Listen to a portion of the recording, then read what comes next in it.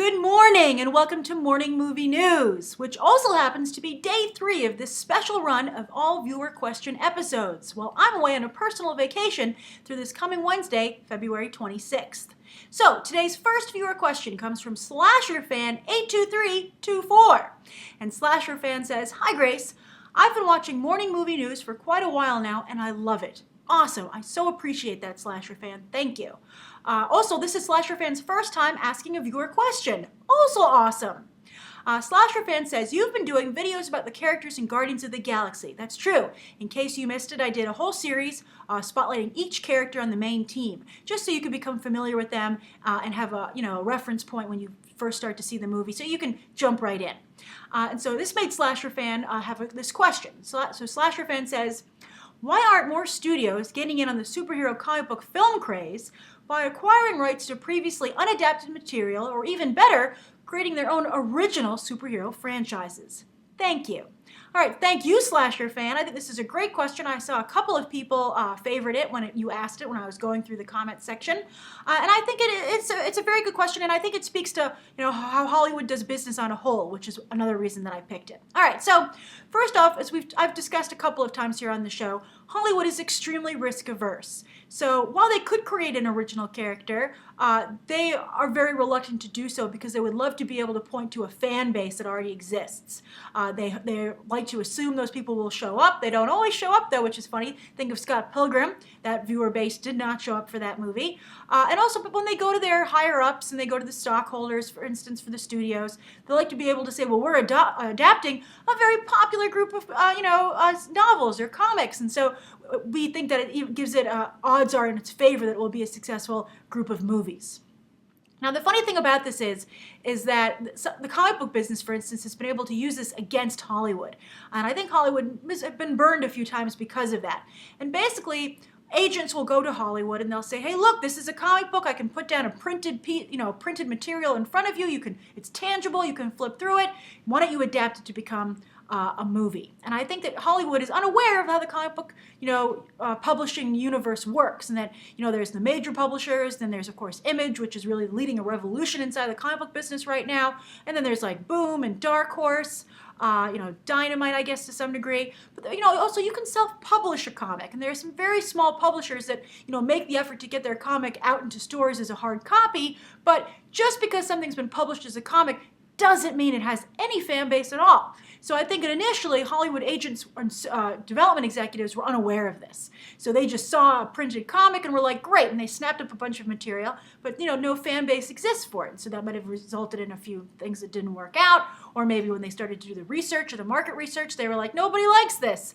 And so I think that that's the reason, as to your question as to why they're not buying already characters that aren't already owned by Marvel or DC, why they're not just making a run on comic book companies to get these characters. I think that's why. I think they've become very, purchase wary, and I think they feel that the fan base isn't there. Comic books have a very small fan base in relation to the fan base for movies and TV. So even though a comic might sell well and make a lot of waves there, it doesn't necessarily mean that's going to have any kind of, impact on ratings or the box office. So I think that's what's going on. And I think a lot of comic book creators are surprised by that. I think they felt, I just have to create an original comic book, Hollywood will come knock on my door and purchase it, like Robert Kirkman, I'll be a success like that. And I think that's why you've seen so many creators go over to Image Comics with the hope that their ideas will be picked up. But as you can see, Hollywood's doing very little shopping right now. I think the biggest hit is Saga by Brian K. Vaughan and Fiona Staples, but they have made it clear that they have no interest in actually selling that property to Hollywood. And I think it would make a better TV show anyway, but I think actually that might be a very hard subject to adapt anyway. Eventually, I think they'll try, though. Hollywood can pretty much talk anybody into something eventually with a big enough paycheck. Although, look at Why the Last Man. I think that would make a great TV series or movie, and still, to this day, not been developed.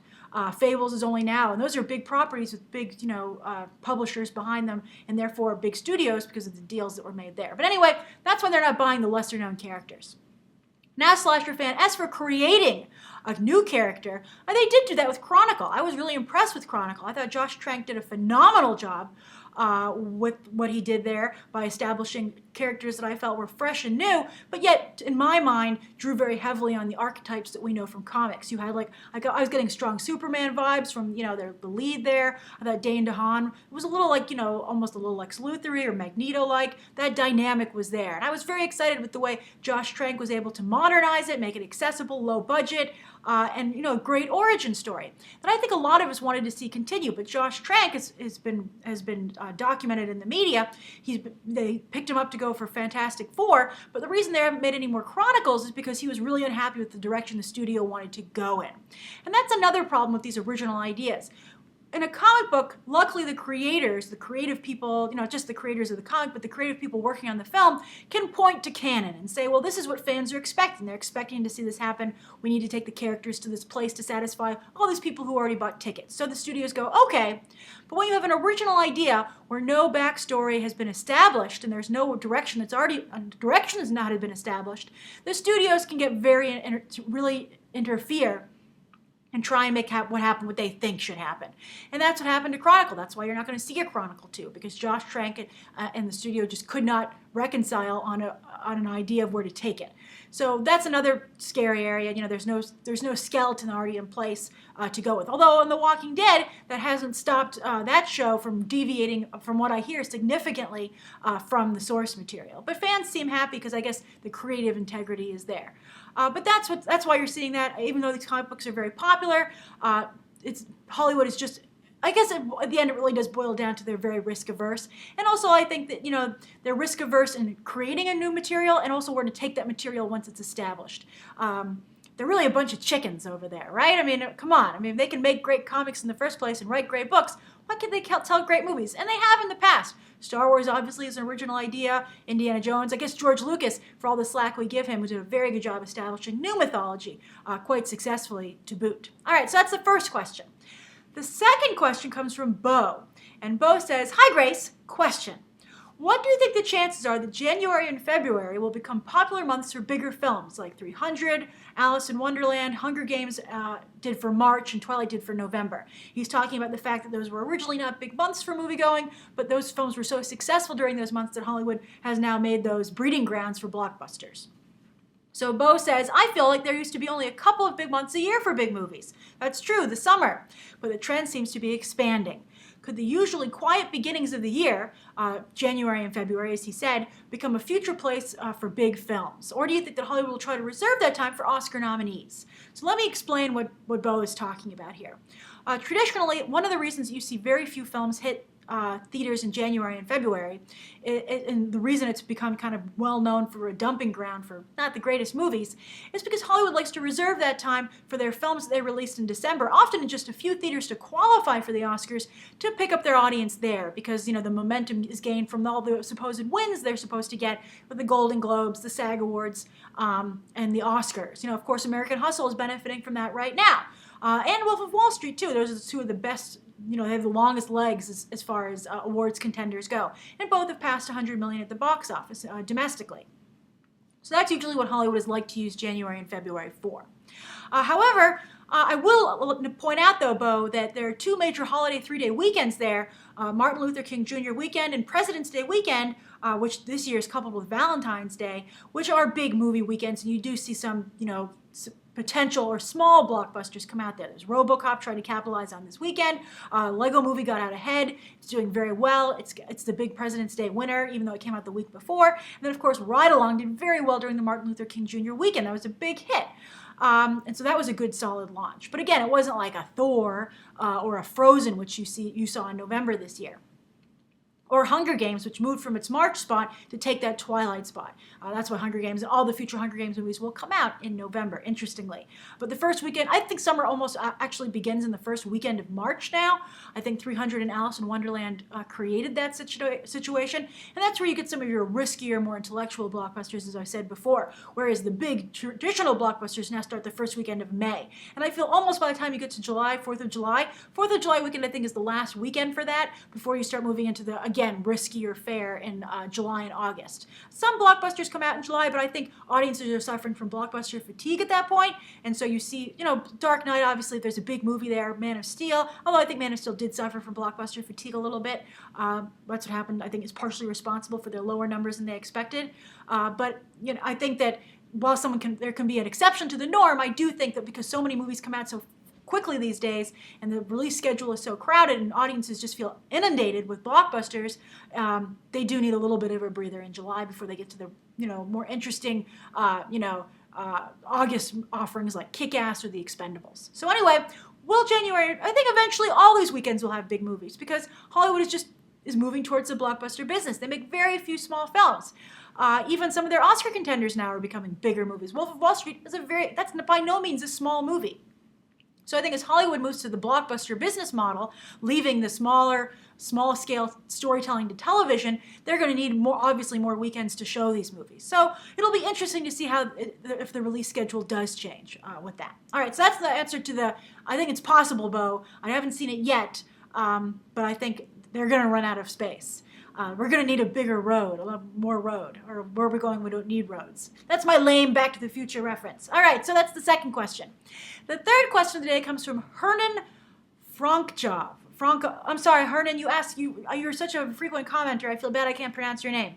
Hernan Frankraj from Argentina. And Hernan says, long-time watcher and huge fan of your channels. Thank you, Hernan. I have noticed. I do try and read as many comments as possible. And so for those of you who comment regularly, I know who you are.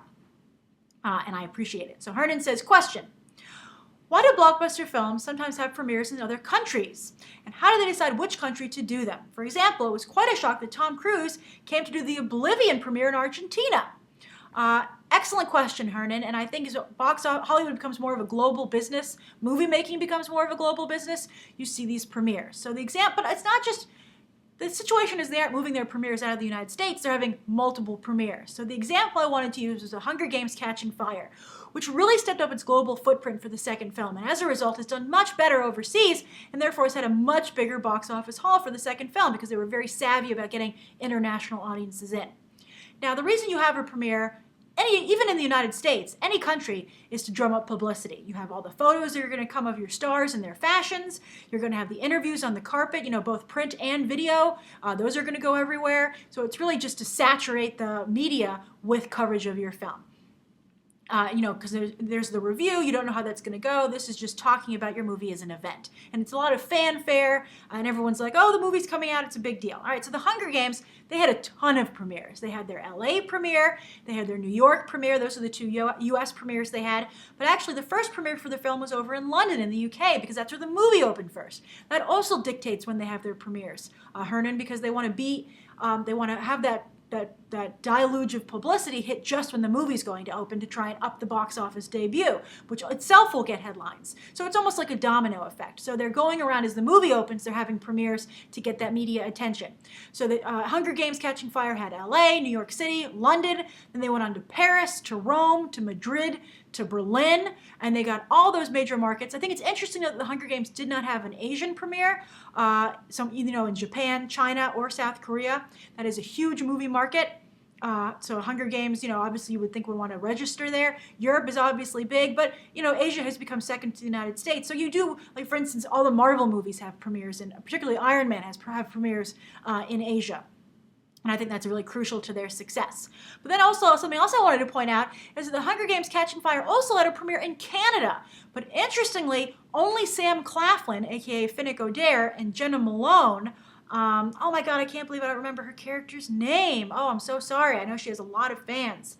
But her character, who I actually liked quite a bit in the film, those two are the only actors who showed up for that premiere. So sometimes you can have a premiere to get that kind of attention, and Twilight was a master at this. Twilight would have multiple premieres, sometimes in the same city, but they would have different level premieres. They'd have the premieres where their three major stars showed up, obviously Kristen Stewart, Robert Pattinson, and Taylor Lautner, but then they had so many events, and I covered a number of these events, where only their secondary cast members would come. This was almost like a whole little business they'd created of these, the secondary actors, Edward's family coming out, Bella's, mostly it was the vampires, Edward's extended family coming out and doing this press. And they were very loyal to the studio to do that. And perhaps Hunger Games is trying to create the same, it's obviously, now this is Lionsgate, but Summit Lionsgate are the same company now. Lionsgate purchased Summit. So they're trying to use the same game plan for Hunger Games. They have such an expansive cast. Why not take the second tier actors who are maybe not as expensive or don't have as many demands on their time so they can hit more cities? And that's what you saw happen in Canada. So I think it's very interesting. But again, Herden, to answer your question, it's about publicity. And as for Tom Cruise coming to Argentina, Tom Cruise is a master at global publicity. It's one of the reasons his career is still alive. Will Smith is also someone who takes international publicity very seriously. And you'll see by the way, Tom Cruise has been a big mentor to Will Smith, so perhaps that's why you see both of them doing that. But both actors are very commendable in their recognition of the importance of global box office before it became popular to be aware of it. And they have always, through their entire careers, really championed their films across the globe and done a lot of press and flown all over. And it takes months to advertise these films and to do all the different language media, the junkets, the premieres, all of that.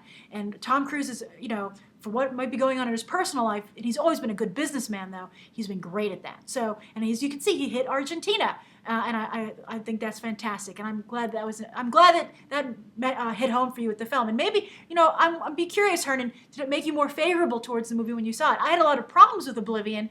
I know people are divided on it, and I'm wondering if maybe it influenced which side you ended up on. All right, so that's today's morning movie news.